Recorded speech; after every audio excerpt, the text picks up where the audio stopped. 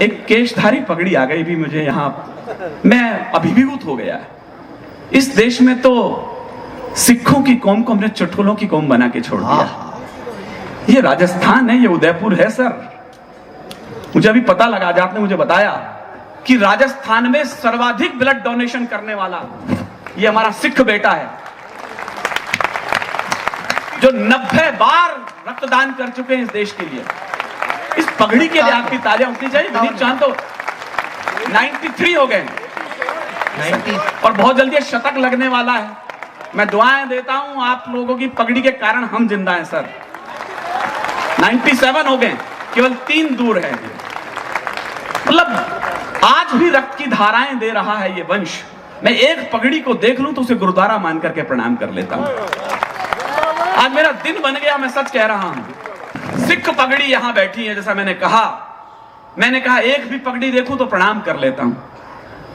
कप्पू भैया, मैंने सुना नहीं है कि किसी मां के 4 बेटे हुए हों और इस तरह बलिदान हुए हों जैसे गुरु गोविंद सिंह के 4 बेटे।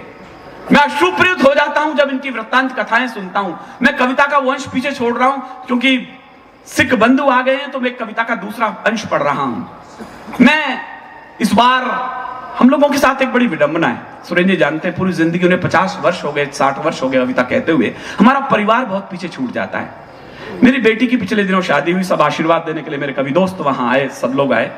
तो मेरी बेटी कहने लगी शादी से पहले, पापा अंतिम बार यहां हूं, मुझे जरा घुमाने ले चलो। मैं कहां चलना चाहती हो?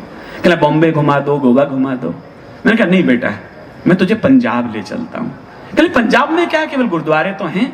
बड़ी अनमने मन से मेरी दोनों बेटियां मेरे साथ गई। मैं जो बोल रहा हूं मेरा सारा फेसबुक पर लिखा हुआ है, जिन लोगों ने पढ़ा हुआ है तो पता होगा। मैं सबसे पहले उन्हें जलियांवाला बाग ले गया और उस मिट्टी को उन्होंने चूमा जहां हमारे लाडलों का खून मिल चुका था, जिस मिट्टी के अंदर।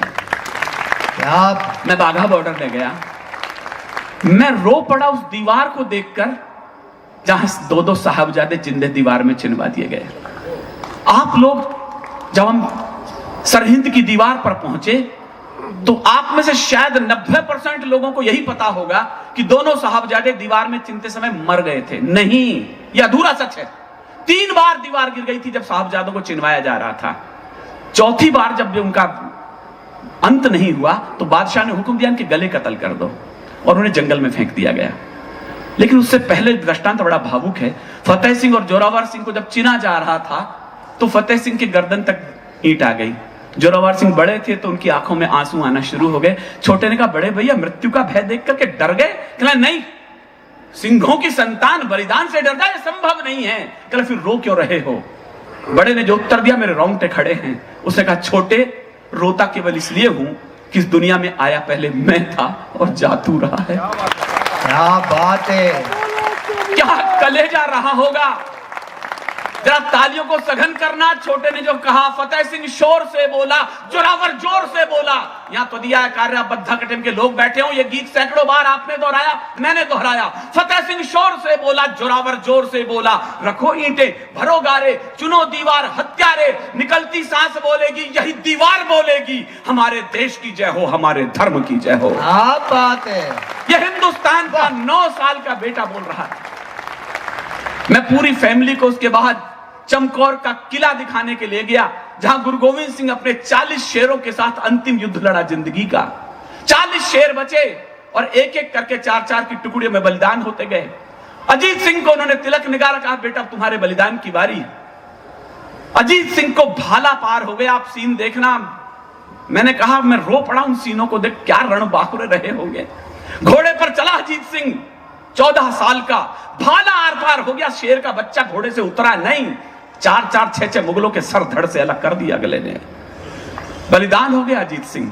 जुझार सिंह का नंबर आया तो गुरु गोविंद सिंह ने अंतिम बार बेटे को मां की दृष्टि से निहारा। मेरे वाक्य पर ध्यान देना, मां की दृष्टि से निहारा। सिख कौम में परंपरा है, युद्ध को जाते हुए बेटे को मां तिलक निकालती है। सुंदरी देवी वहां थी नहीं, केवल गुरु गोविंद सिंह तो बिछड़ गए थे सिरसा नदी के किनारे।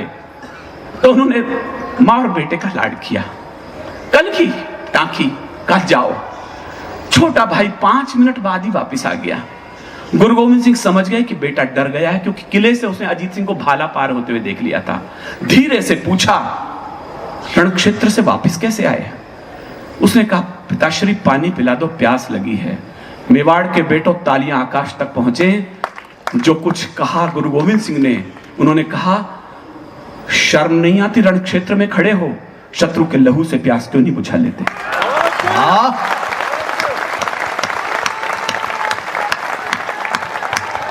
वहां ऐसे रणभाखरों के कारण हिंदुस्तान जिंदा है। गुरु गोविंद सिंह चारों बेटे बलिदान हो गए तो गुरु मां आई।